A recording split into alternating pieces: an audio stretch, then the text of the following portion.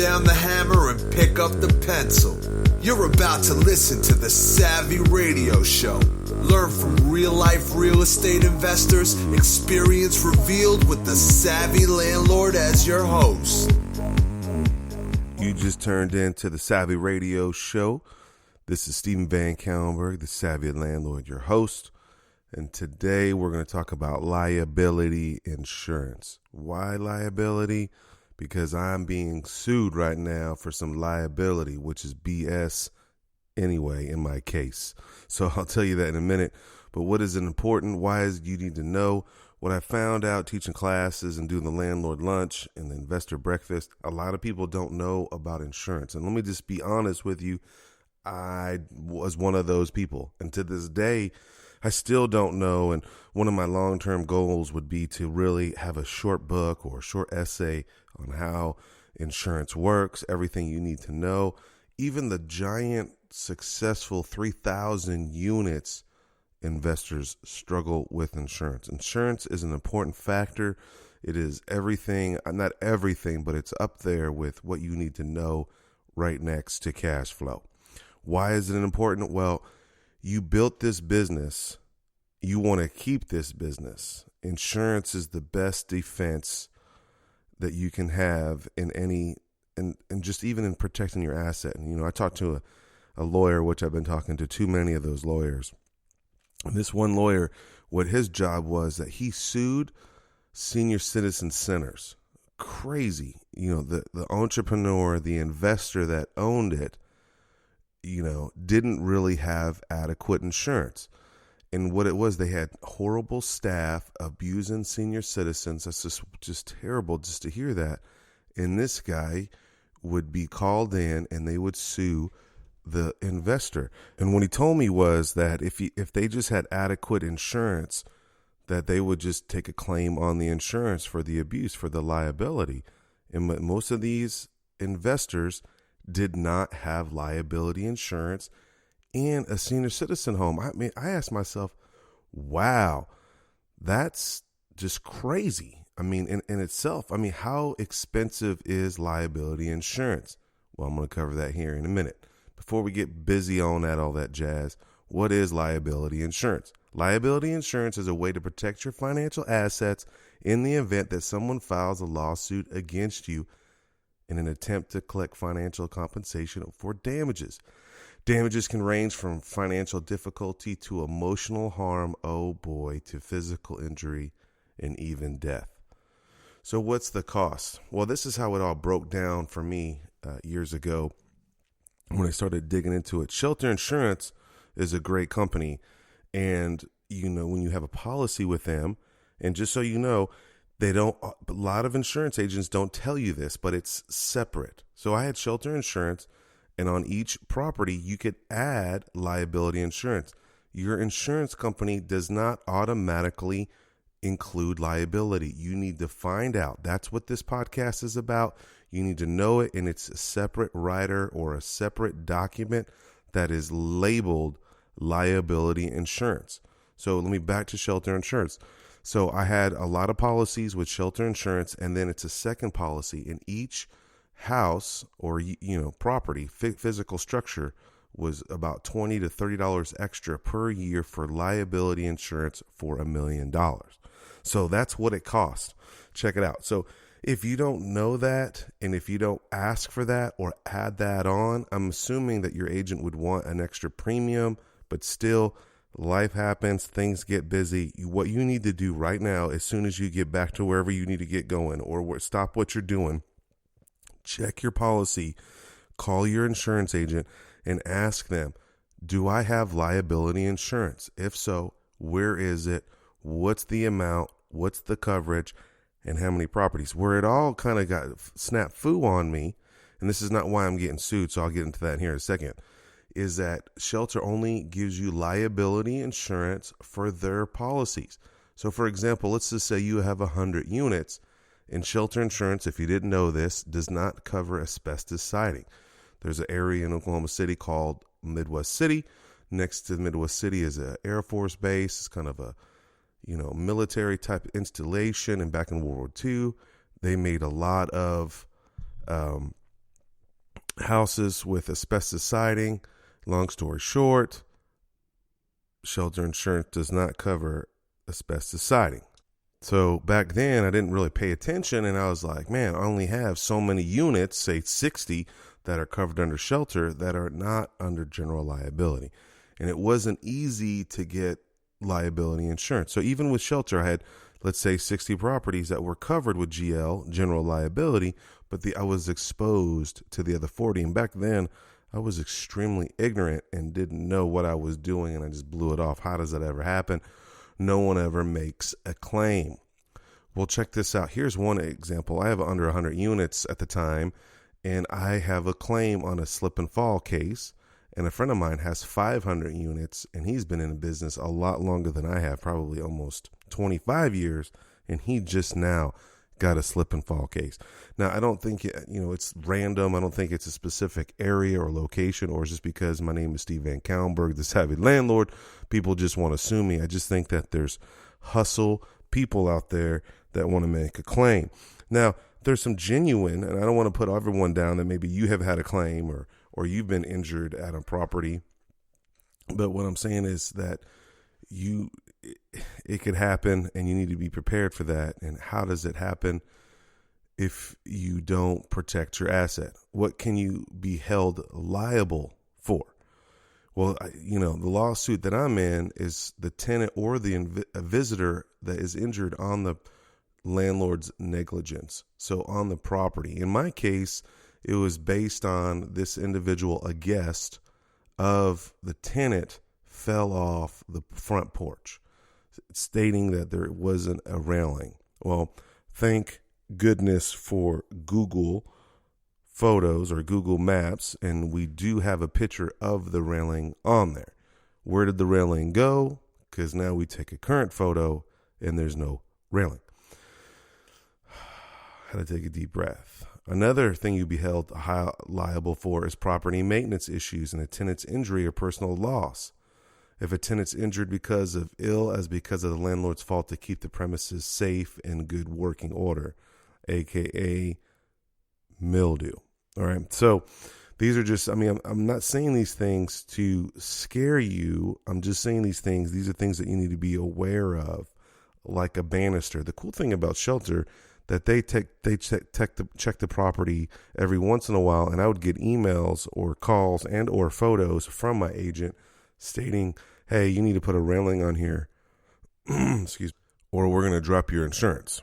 So anyway, you should be diligent on your property. You just never know. And the individual that is suing me right now, was kind of casual when they moved in.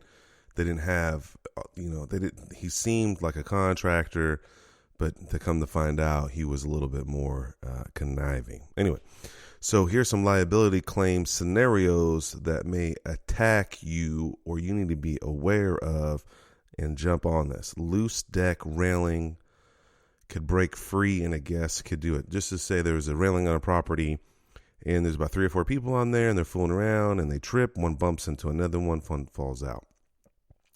A tenant falls on an icy sidewalk. I know some of you folks up there in Michigan or Buffalo, la-da-da-da-da.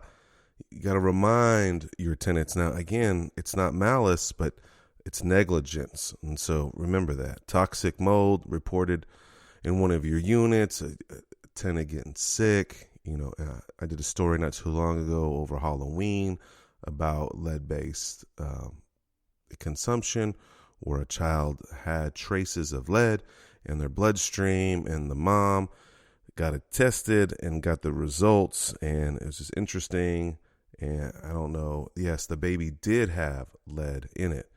Where did that lead come from? It came from another property or another area. She actually was just moved here from somewhere else, but she did get it tested here in Oklahoma City. The child did have lead in the bloodstream, and how to handle that. If you want to know more about that, go back to Halloween, October 2016, and you can find that podcast. I'm not sure what number. A burglar breaks in because the locks were not fully secure or if they were janky. I know, landlords, this is all about you. Yeah, an evicted tenant without due process, man, you're looking for a disaster. Also, another liability issue if you deny a tenant and they sue you, grounds of discrimination. I know this may sound far reached, but it does happen. And, the simple answer to that is be consistent in your communication and have policies written out and that you're consistent. For example, if you go and pick up rent from somebody else, say a senior citizen or on a specific part of town, and you don't do that for someone else, that is not consistent, and it could be grounds for discrimination. Everyone has to be the same. There's a wide range of claims. It's critical that you have liability insurance to protect yourself and the investment. Now, the one thing that you do need to think about is having an LLC. Okay. So an LLC gives you some protection, but not all protection. People can sue you regardless for whatever. But as I stated in the beginning, the best defense is insurance. Now, the interesting thing on my lawsuit, which is just a bummer, I'm about to do depositions. Now, here's a couple of things that's just interesting. That claim was the person that did that claim did it right before the statutory limitation of when to turn the claim in. Apparently, it happened 2 years ago in February of 2000. I've been dealing with this already in 2016. I believe his guest or his girlfriend got hurt, and for 2 years, they didn't tell me, didn't even know, had no idea. And then 2 years later, roughly, 18 months, 19 months later, maybe even 20 months, I started getting letters in the mail from an attorney. Wow. Now that just looks sketchy to me in the first place. If I got injured or if someone else, usually they jump on it and let you know that something's wrong, so we can take care of it. Nope, not this individual. Next thing you know, I'm getting these letters. And then the attorneys changed during this process. And I just think just life in general, just like getting a car wreck while you're driving, things just happen that are out of your control. But the only thing that you can do is respond to the very best that you can. Now, the interesting thing about this lawsuit, and I may cover this in more depth, and I'm in the middle of it. I've been in the middle of it for almost a year. I have depositions going down in January. The interesting thing I think is amazing, I got to give kudos to Shelter Insurance, was I don't have Shelter Insurance right now. I have Lloyd's of London right now. But back then, several years ago, I had Shelter. And that's when, just so you know, and you may know this already, but I'm a rookie to this whole situation. Whoever had the insurance or whoever was covering the property at that specific time of claim is the ones that have the claim for the insurance. Now, man, my fear is this. I'm going to give a shout out to Shelter, and I'm in the middle of this, so I don't know where this is going to go or end or disaster or settlement. But I'm just pretty impressed with Shelter that they took the case. They hired a local attorney. I've been dealing with this local attorney, and he's been doing a decent job. And, I know and I've seen and I've heard, and especially my wife was in the medical field, where insurance companies just tend to drop people, if someone passes gas. And so I thought that was like, man, they took the claim. They've been working the claim. They hired a decent attorney so far that I know of. And it's just been pretty intense in my world. And, how do I handle this? How do I sleep at night? I could lose it all. Of course, Satan attacks me. Anytime you're successful, you're going to get opposition. But I just fight each day as best as I can. When the attorney calls me, I just answer the questions, even though I'm hurting and bummed that this individual is suing me for that's not even legitimate. And let me give you the quick story. Apparently, and again, this is like 3 years later, that a guest of this tenant fell off the porch, which is about 3 or 4 steps high, fell off because there wasn't a railing, punctured her foot, and some piece of metal was protruding out of the concrete. Wow. And punctured her foot, which turned into massive surgery, which turned into massive back surgery, which of course turned into no work, which turned into a bunch of stuff. The fascinating thing is, why didn't they tell me for 2 years? I mean, I'm going to hit pause. Why? And, of course I have my own opinion. When I tell people, they have my own opinion. I did talk to an attorney, and I was like pissed about that. Is there a claim? Is this show to the court that they're shady? And one attorney said to me, in which I'm not a big fan of attorneys, he said that they may have legitimate injuries and it takes a long time for them to surface. And that's why most people don't sue or bring it to your attention within a short amount of time. Isn't that interesting? Now, that's kind of a good answer, but at the same time, I'm like, that's kind of bogus in my world. Like, what the? Really? Like, if I got hurt, I'm going to start screaming bloody murder. Hey, I'm hurt. Let's figure this out now. But anyway, I have some friends right now that have been injured in extreme accidents with 13 or 14 surgeries, back surgeries, and they're still in pain, and their claim is done. So I don't know. But another scenario that I heard from a friend, I've been kind of whining, belly aching about this situation, and actually spurred me to kind of consider writing a book on lawsuits, landlords lawsuits, and so on. And I was trying to find some investors. And if you are an investor and you've been sued, or you're in a litigation case and you want to tell the world about it, I would love to document it and put it in a book. But I was trying to find some local investors that have been sued, and who do they hire? How did it happen? One superstar investor, I'm talking about big baller, millions of dollars, he says, I haven't been sued and I don't sue. And I was like, wow, how can you be that big? He had 100 and something units at one time. Now he's into the commercial world. He says he pays out fast, he pays instantaneously, and he just settles right then. I thought that was interesting. He settles right then. It just makes sense. What's the brain damage? What's the cost? What's your time? How many emails have I had to read? How much time that I had to spend with the attorney? And I'm not even in the middle, halfway through. And it's just time consuming and just frustrating. And it could have been, corrected before. Now, I want to remind you again, have an LLC, separate business entity, to hold title in your rental property. And I'd probably hold maybe 10 or 20 units in that one LLC and break it up. Of course, that's on another day. That's another class. Here's the 4 things that, are pretty common for liability cases that you need to be aware of. 1, personal injury or injury is you are held if the property has anything weird or funky that's negligence to you. Now, how do you define negligence to you? That's the situation that I am with this case. The whole case that I'm in the lawsuit based on is that they told me that the railing wasn't there and I was negligent. I didn't do anything to the railing. Well, that's crazy because I jump on maintenance. I'm huge on maintenance for this specific reason, lawsuits, just wildness, and I want to get the property corrected as soon as possible. Well, this is why we're having all these depositions. This is why we're having all these problems, is how do you prove that they told me, which the law says here in Oklahoma, and we tell you in the lease, everything has to be in writing.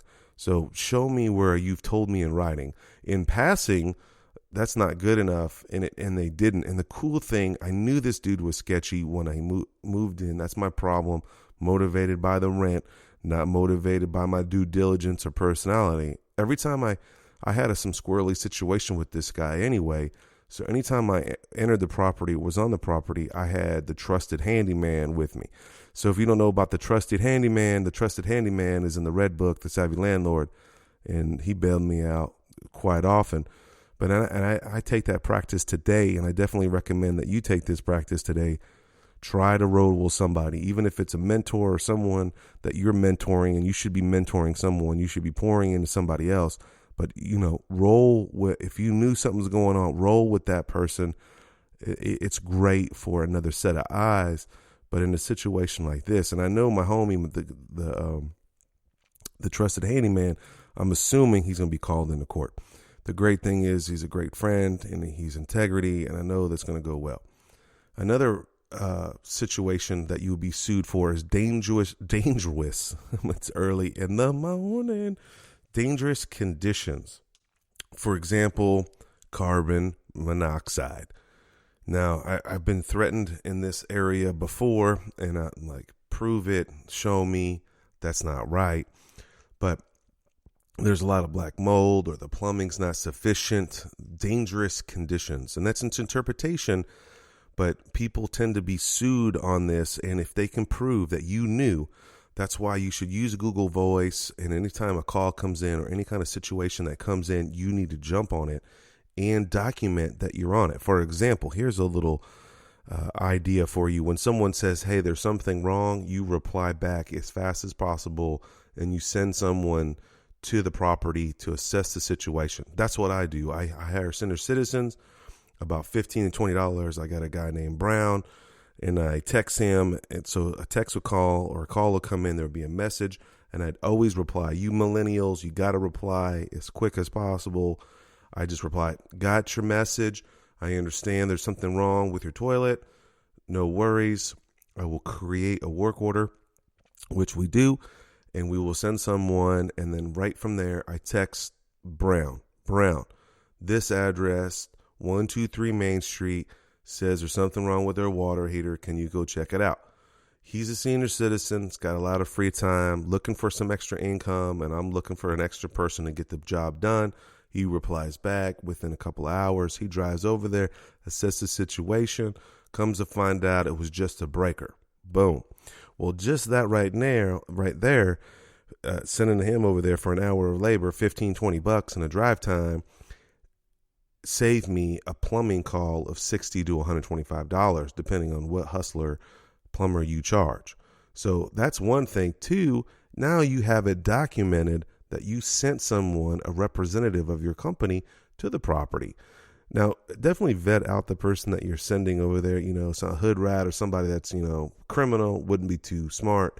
And because why do I say that? Not to be funny, but this court case that I'm in, they have questioned character of staff that I've sent over to the property. Isn't that interesting? Now, of course, we hire contractors, and so I don't know every contractor. I don't know where they come from, but apparently there's some weird video of one of our contractors when we went over there to fix the railing after we found out about it 2 years later, that the contractor entered the property without permission. That's what we're supposed to do. It's called plug in an extension cord so we can drill and cut wood to build a railing as we were instructed to do. Anyway, so number 3, here's another top one: dogs and animals. Woo, dogs and animal. Here's the thing. I didn't know this, but shelter insurance, you need to know this. You need to have a relationship with your agent that they don't like pit bulls, Rottweilers, or any kind of aggressive animal. And how do you deem aggressive? You can get a little Chihuahua to be aggressive, because the little punks, they're aggressive to me because they won't leave me alone. But you are liable for the dog's actions. That's why I'm not a big fan of pets. And so that's why a lot of landlords don't have pets. And I just did a landlord lunch on this, and we've changed our kind of philosophy. We may have a pet. Maybe, I haven't had a claim with a pit bull, but you really don't know what's going on in a case of a property where a tenant brings in or moves in a pit bull and you don't know about it. It affects you. What you need to do is have an addendum in your lease stating that you do not have responsibility for the dog, and I was going to say vehicle, and do as much as possible to protect yourself, or require them. And I would assume someone with a beautiful pet would have no problem paying for extra liability insurance. And what you should do is get them to buy insurance, renter's insurance, with another additional rider, and make you additional insured of that. All right, number 4, another bad or another top liability situation that you may or may not be aware of, and that's bad behavior from tenants, aka drug dealers, aka obnoxious party people, beer bottle crunked out parties. That's right, could be responsible for that. The key here is that you could be responsible for anything if there's an ambulance chaser out there willing to sue you because you're super millionaire. Every landlord that has one crib is a super millionaire. That's what they think and down at the courthouse, and so does everyone think that too. You got to think logically. Not everybody owns an additional property, and a lot of people don't own 2 additional properties or 3. And so even though you may think or may not think that you're a millionaire, but someone else thinks that you're a millionaire. All right, so let's recap. This is what you need to do. You need to protect yourself. You need to get insurance. I would definitely recommend general liability, at least $1 million. Separate all your properties, if not individually, but bulk them up, 10, 15 in each LLC. And whatever you do, document everything you do. Write it down. All right, that's my children in the back. They're getting wild on me. Anyway, my name is Stephen Van Kallenberg. This is the Savvy Landlord, or I am. This is the radio show, Savvy Radio Show. My children in my face. Anyway, what up, kids? This is how you do it. Whatever you do, go buy assets. Thanks for listening to the Savvy Radio Show. Glide online and listen to our other motivating episodes at savvyradioshow.com. Connect on Twitter at LandlordBook and always be buying assets.